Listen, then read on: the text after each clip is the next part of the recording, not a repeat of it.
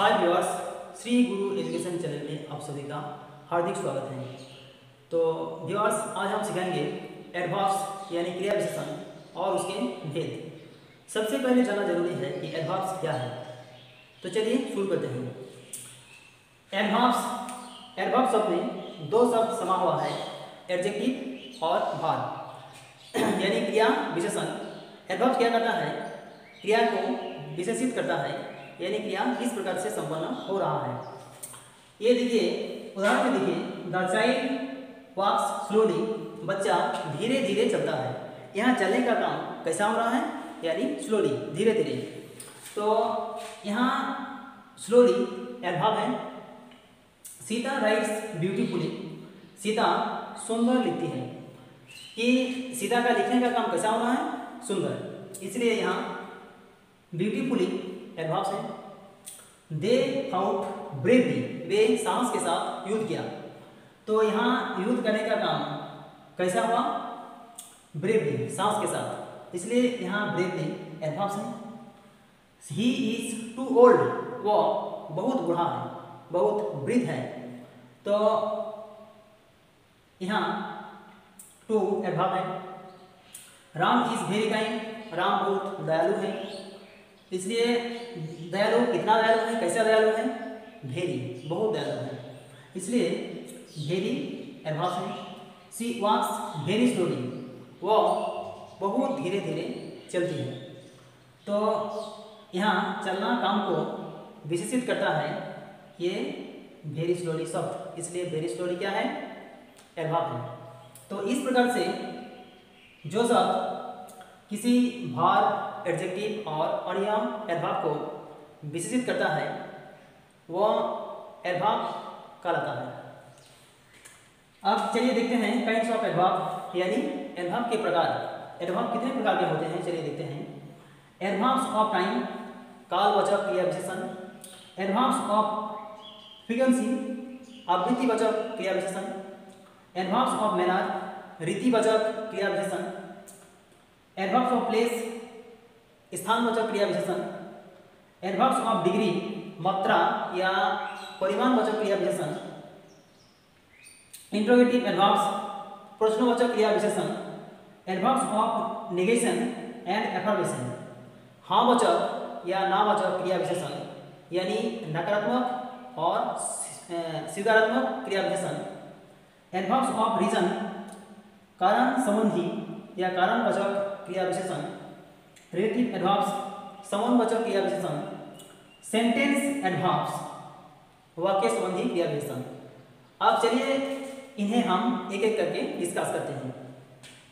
पहला है adverbs of time, कालवाचक क्रिया विशेषण।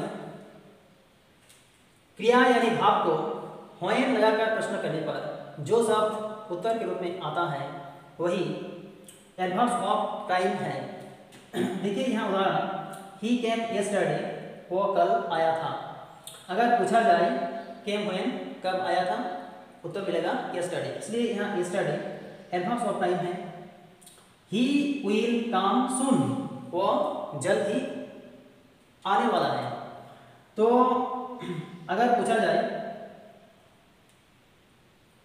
विल कम व्हेन और when will come, when will come, वो कब आएगा, उत्तर मिलेगा सून, इसलिए सून है एडवर्ब्स ऑफ टाइम। नेक्स्ट है एडवर्ब्स ऑफ फ्रीक्वेंसी, यानी आवृत्तिवाचक क्रिया विशेषण। तो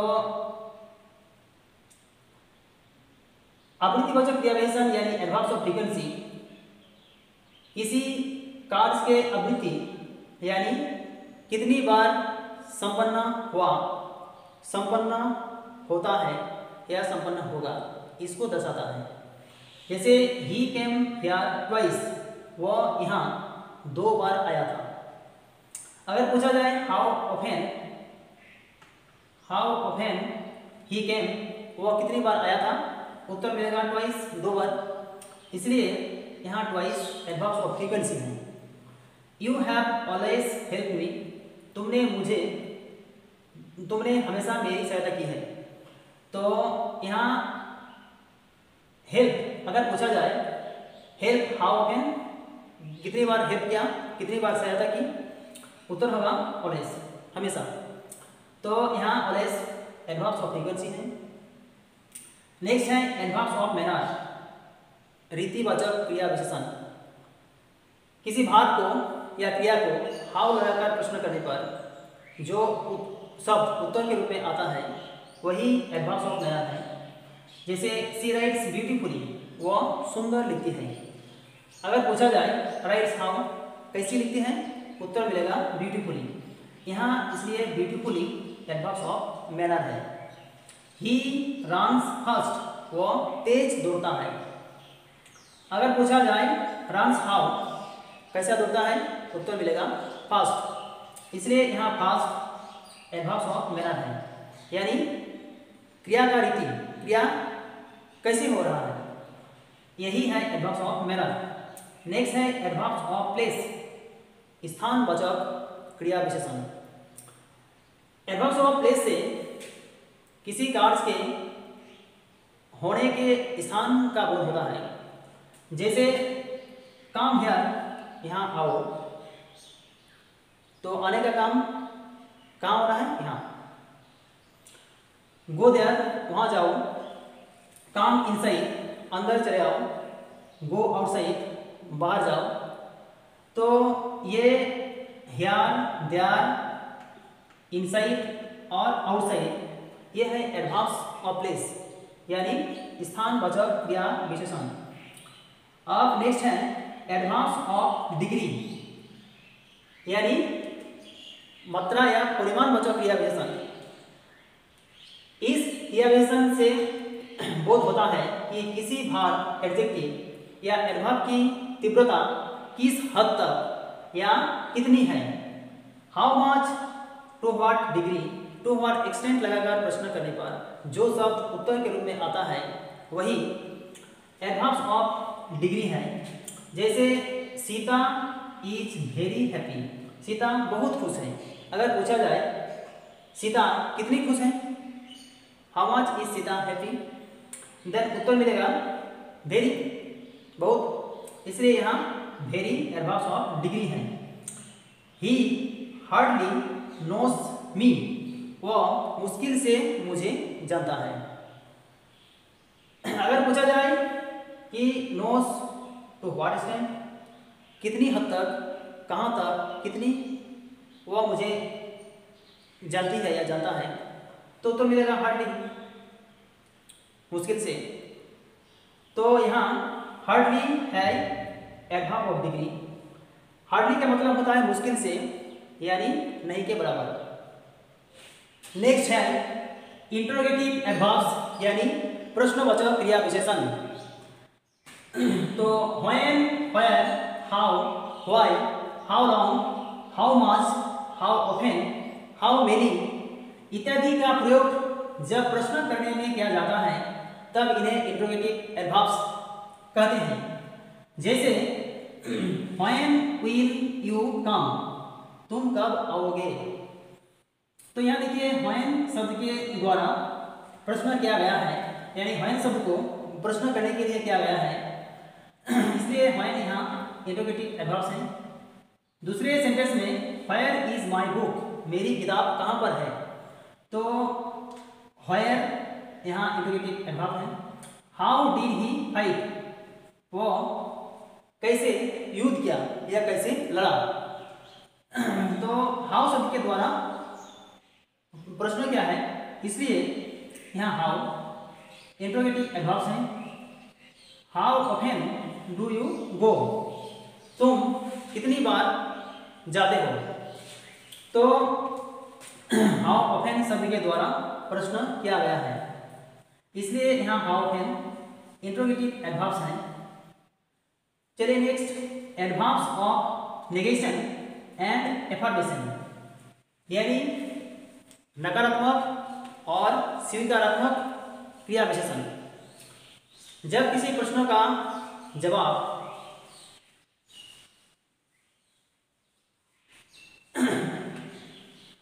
किसी प्रश्न के जवाब यानी सकारात्मक जवाब के लिए हम लोग यस, श्योरली, सर्टेनली का इस्तेमाल करते हैं। इन्हें एडवर्ब्स ऑफ एफर्मेशन कहते हैं। और जब किसी प्रश्न का जवाब यानी नकारात्मक जवाब के लिए नो, नॉट, नेवर का इस्तेमाल करते हैं तो इन्हें हम एडवर्ब्स ऑफ नेगेशन कहते हैं। जैसे I do not know him, मैं उसे नहीं जानता। तो यहाँ नॉट क्या है? एडवर्ब्स ऑफ नेगेशन है। श्योरली यू आर रॉन्ग, निश्चय ही तुम गलत हो।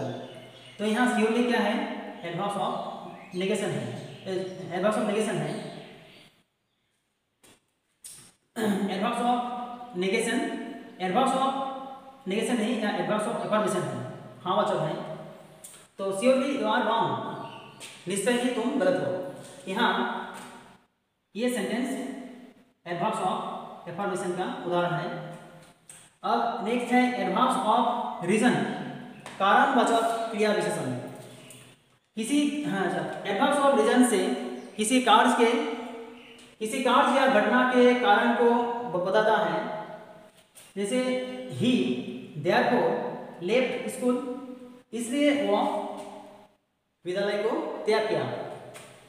यहाँ विद्यालय त्याग करने का कारण है देयरफॉर, इसलिए किसी कारण से, इसलिए यहाँ देयरफॉर एडवर्ब्स ऑफ रीजन है। किसी घटना या कार्य के कारण को बताता है, एडवर्ब्स ऑफ रीजन। तो यहाँ देयरफॉर एडवर्ब्स ऑफ रीजन है। हेंस, इस कारण से, शी बिकेम एंग्री, वो गुस्सा गई। तो यहाँ गुस्सा होने का कारण है, इसलिए यहाँ दास एडवर्ब्स ऑफ रीजन है। Please don't look so angry, कृपया इस तरह क्रोधित मत दिखिए। तो यहाँ प्लीज क्या है? एडवर्ब्स ऑफ रीजन है। नेक्स्ट है रिलेटिव एडवर्ब्स यानी संबंधवाचक क्रिया विशेषण। रिलेटिव एडवर्ब्स अपने बाद आने वाले वर्ब्स को मॉडिफाई करता है और साथ ही दो वाक्यों को एक साथ जोड़ता है। जैसे this is the house where he lived. यहाँ देखिए वेयर ये सब रिलेटिव एडवर्ब्स हैं और अपने बाद आने वाले शब्द यानी क्रिया लिव्ड है। इस लिव्ड को मॉडिफाई करता है और क्या करता है? दो वाक्यों दिस इज द हाउस और ही लिव्ड, इन दो वाक्यों को एक साथ जोड़ता है वेयर, इसलिए यहाँ वेयर रिलेटिव एडवर्ब्स है। Let me know when will you come, मुझे बताओ कि तुम कब आओगे। यहाँ दो शब्द लेट मी नो एंड यहाँ यू विल कम, दो शब्द हैं, दो वाक्य हैं, दो वाक्यों को आपस में जोड़ता है लेट व्हेन, और इसके बाद आने वाले वर्ब काम को मॉडिफाई करता है, इसलिए यहाँ व्हेन रिलेटिव एडवर्ब्स हैं।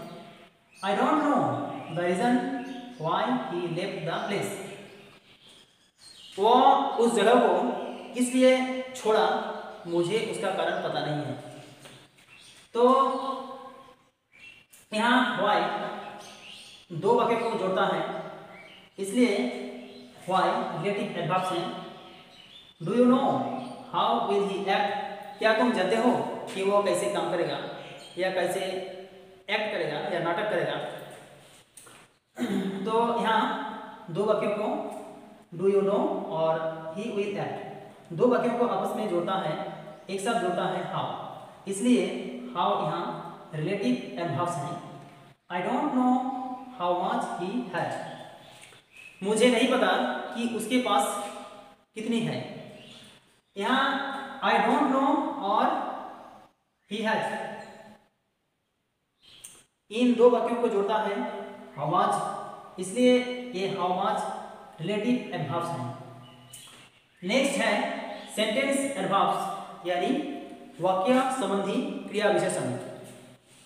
ये एडवर्ब्स किसी संपूर्ण वाक्य को मॉडिफाई करता है और साथ ही वक्ता के विचार और उसकी सोच को व्यक्त करता है। जैसे she would do it surely, निश्चय ही वो इसे कर सकता था। यानी कर सकती थी।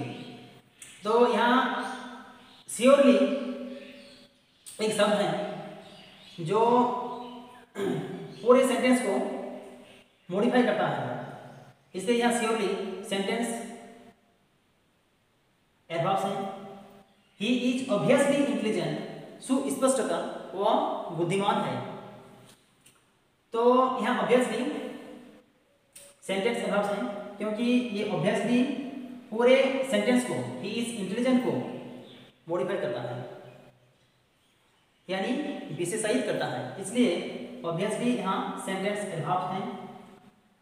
Obviously she is in the wrong, स्पष्टतः यानी सुस्पष्टतः वो गलत है, वो लड़की गलत है। तो यहाँ ऑब्वियसली सेंटेंस एडवर्ब्स हैं। Fortunately we escaped from the accident, भाग्यवशतः या भाग्यक्रम से हम लोग दुर्घटना से बच गए। तो यहाँ फॉर्चुनेटली क्या करता है, ये पूरे वाक्यों को मॉडिफाई करता है, इसलिए फॉर्चुनेटली यहाँ सेंटेंस एडवर्ब्स हैं। नेक्स्ट सेंटेंस में क्या है, परहैप्स दे हैव फॉरगॉटन अस, शायद वे हमें भूल चुके हैं या भूल गए हैं।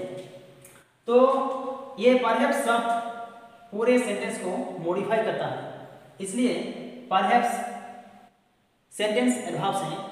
चलिए लास्ट में एक नोट देख लेते हैं। नोट क्या है, सेंटेंस एडवर्ब्स आवश्यकता अनुसार वाक्य के शुरू में, अंत में या बीच में कहीं भी आ सकता है। तो व्यूअर्स, आज का लेसन यहीं तक। अगर आप इस चैनल में नए हैं तो चैनल को सब्सक्राइब करना मत भूलिए। Thank you so much for watching.